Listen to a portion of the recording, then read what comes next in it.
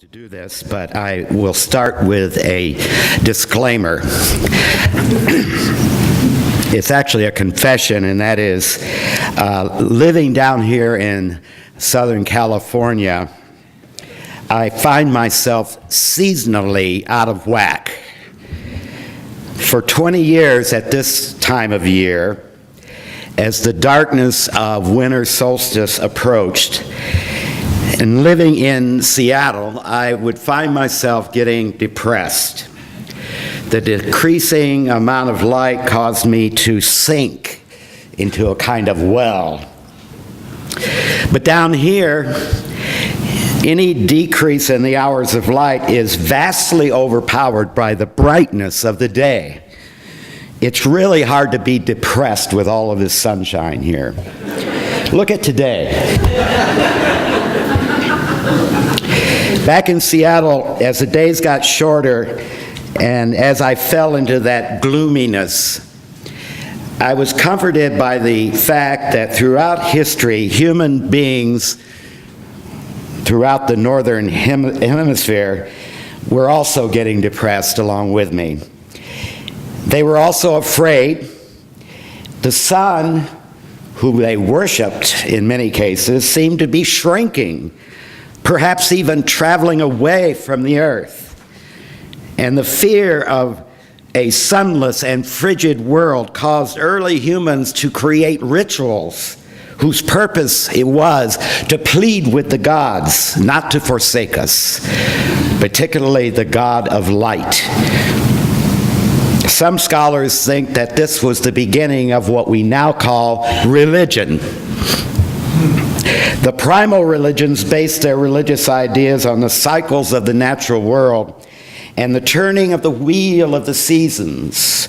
At the New Year, which in the northern hemisphere was celebrated at winter solstice, huge fires were kindled and then extinguished, only to be rekindled, symbolizing the death and resurrection and the rebirth of the sun. The latter days of the year were identified with pre-creation chaos, and the new year was enacted, the creation itself, inaugurating a new era of promise. So now, in the midst of my ordinary melancholy at this time of year, what to my wondering eyes should appear, but of all things, Christmas. For 10,000 years, humankind has suffered the winter of the soul, has agonized over the shortening days, feared the possibility of the final retreat of the sun god. And throughout the ages, humans have sought ways to endure these times, to tough out the dark months. And what did we finally come up with? Santa and his 8 tiny reindeer. You know what I'm talking about. Remember these words from the book of Genesis, and the earth was without form and void, and darkness was upon the face of the deep. That's the creation story from the Bible, and other stories from other cultures are similar.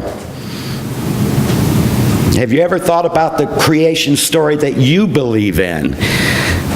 The Big Bang Theory is interesting, and when you think of all the details of it, it's just as incredible as the Genesis story in a lot of ways. I mean, all of the substance of the universe located infinitely less than the size of a pinhead. Really? I see. Okay. So I have my own creation story, and this is it. I confess once again that it is not really mine, that Isaac Asimov wrote it, but I claim it as my own anyway. And this is the story of the creation of the universe. One day there were 2 people, a woman and a man, who were playing around with their new computer, which could allegedly answer any question that it was asked. The 2 people decided to put the machine to a true test, and that's the hardest question they could possibly imagine. They thought about this for quite a while, and What question could they ask which would stump this new computer? And they came up with this one. What will happen to the universe when the last tiny bit of energy is consumed and the last light goes out? The computer took in the query and began to whirl and crunch and blink and buzz. It did that for a long time, whirling, crunching, blinking, and buzzing, and finally it spit out its answer. This question cannot be answered because there's not enough data available to answer it. Well, so the scene in my story now changes to the year 2050 in the Common Era. And by now, of course, the computers have become much more sophisticated. In fact, all you had to do was ask a question to speak at it. And the computers in that era can comprehend human speech very well. In fact, far better than humans can comprehend it. Also in that era, the computers knew so much more than they know now. All the accumulated knowledge of the entire world had been programmed into the computer. And now we see the grandchildren of those two original people. And the two grandchildren were fooling around one day with this new breed of computers and decided to ask it the ultimate question. What will happen, they said, when the last tiny bit of energy in the entire universe is used up? The modern machine did not whirl and buzz and crunch. It just sat there silent. And after a long period of silence, the computer spoke, for that new breed could speak the human language very well, better in fact than humans could. We now call that Siri. The computer spoke. There is not enough available data to answer your question, period. So now we jump to the year 5000. And you think the new Windows 8 is great, or the new Apple is great. You ought to see the computer in the year 5000. Everything that was known in the world was embedded into this new machine. And everything from the whole world, and also including things from many worlds other than the Earth, since Earthlings had long traveled into space, discovering new civilizations and going where no one had gone before. This new computer contained every bit of information from everywhere in the universe. It was so advanced that when our two players sat in a certain chair and leaned over in a certain way toward the machine, all they had to do was think their question. And they asked one day when they were fooling around, what in the world will happen on that occasion when the last bit of energy in the world, in the entire universe, has been expended? The amazing new computer went blank, and then the computer thought its response.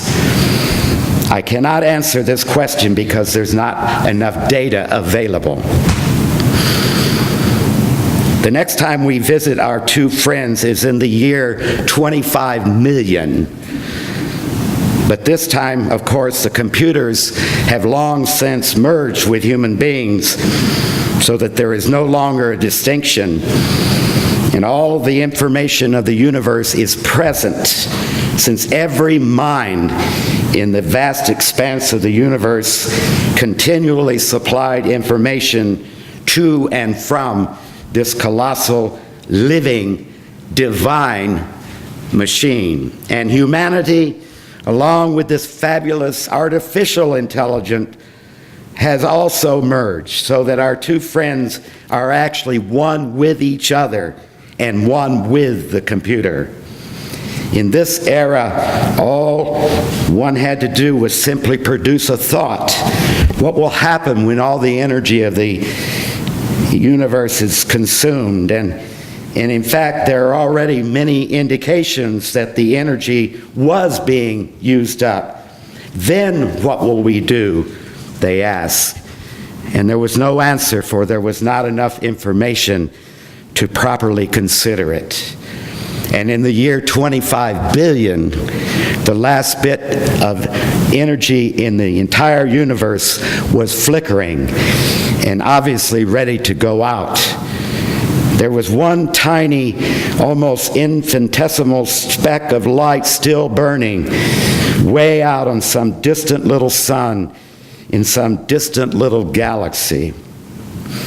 In the great collection of all souls, of all the people who had ever lived, the trillions and trillions of individual souls had now merged completely into this extraordinary oneness whose boundaries were without limit, whose power had no end, and whose presence was infinite.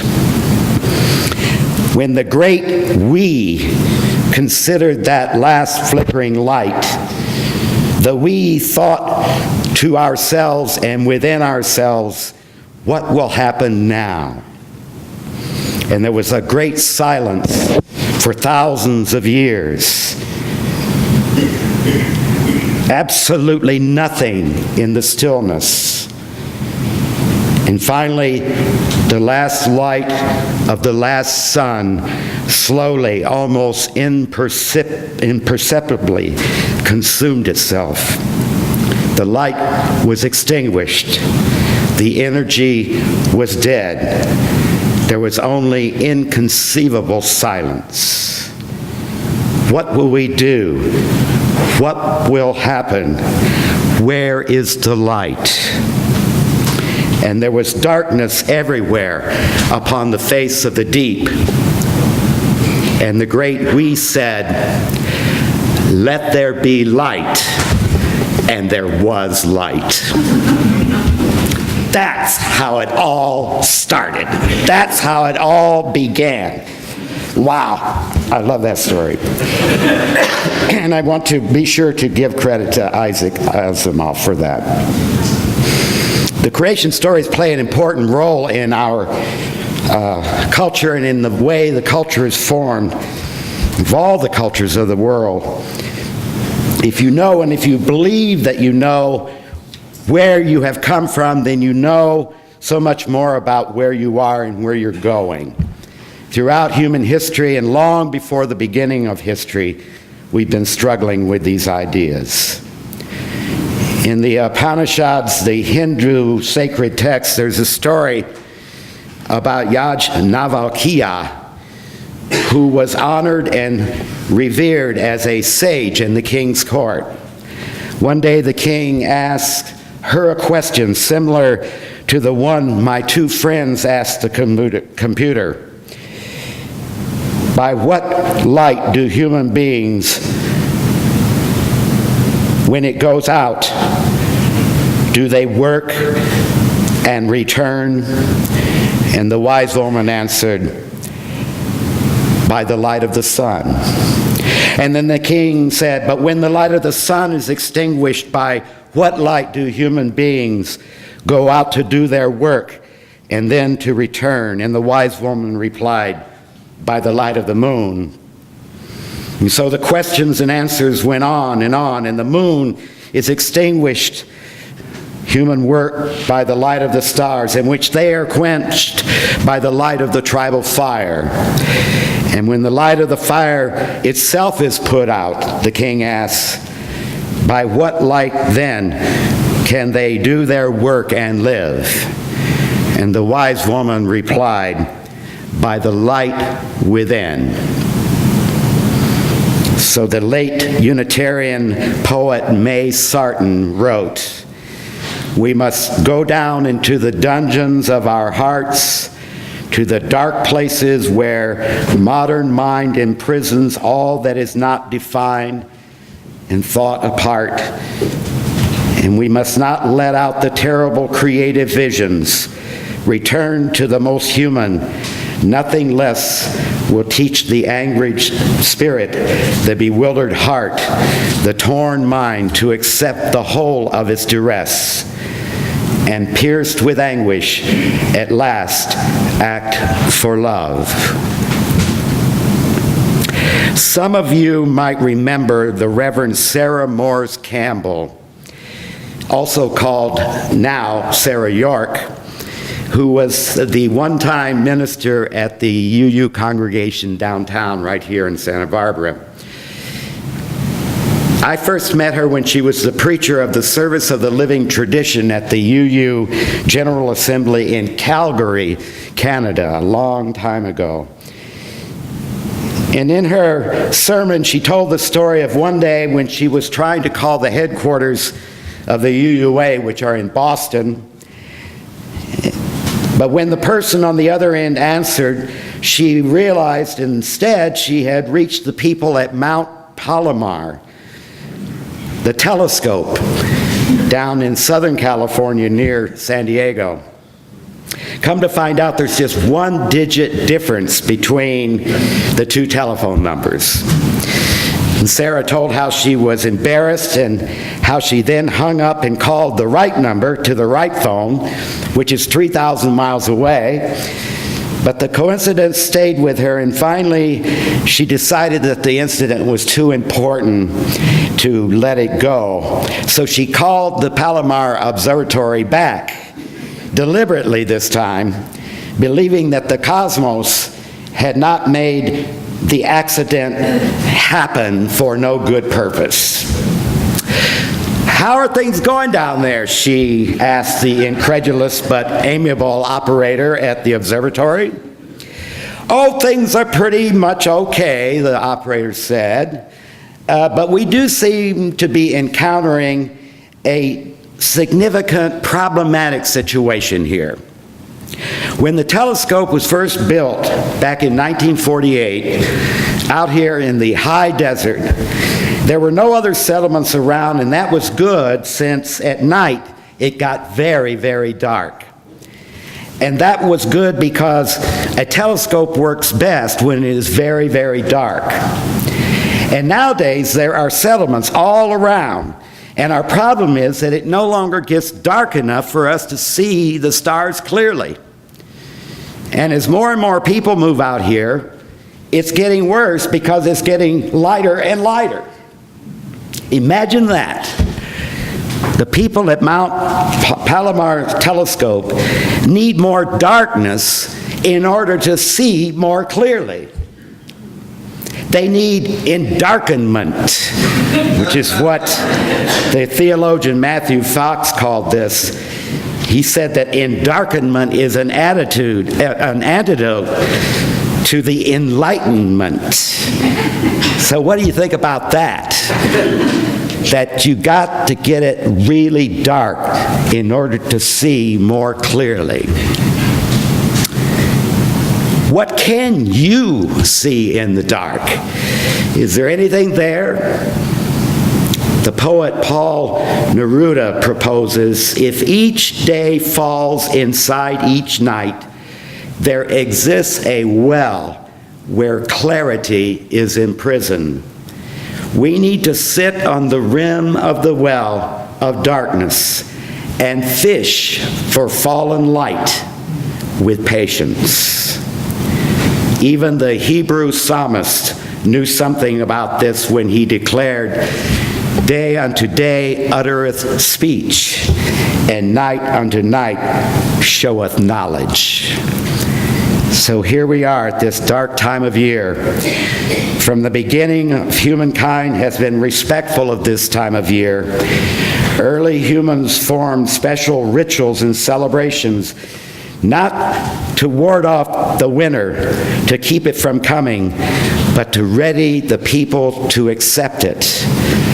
Those primal religious groups were highly respectful of nature, and all the festivals and rituals followed the seasons. In our own culture, of course, the early Christians chose this time of year to celebrate Jesus' birthday, even though he was more probably born in August. But December 25th was the already established celebration of the Zoroastrian holiday, signifying the day when Mithra, the sun god, was reborn each year. On the day we now call Christmas Eve, the early Mithraists kept an all-night vigil, and when the dawn fringed the earth with its first gleam of light, the priest emerged from the temple to announce triumphantly, "The God is born." For the Christians, the timing was too good to be true. So now we see Jesus being born in the night, and his birth signified by a great light in the sky. Jesus, the Son of God, becomes the light of the world, and the symbolisms go forth. God equals light, who ravages the powers of darkness. And now Christmas has become the season of lights among the darkness. Everywhere there are lights, billions of them, and everywhere they are lighting up the darkness. Around here, of course, you can leave your Christmas lights on even in the daytime, and on a day like this, the lights shine forth. And there was darkness on the face of the deep. So now, just in, to all of you, this final message on this day approaching the solstice. You'd better watch out. You'd better not cry. For in the midst of the dark, Santa Claus is coming to town.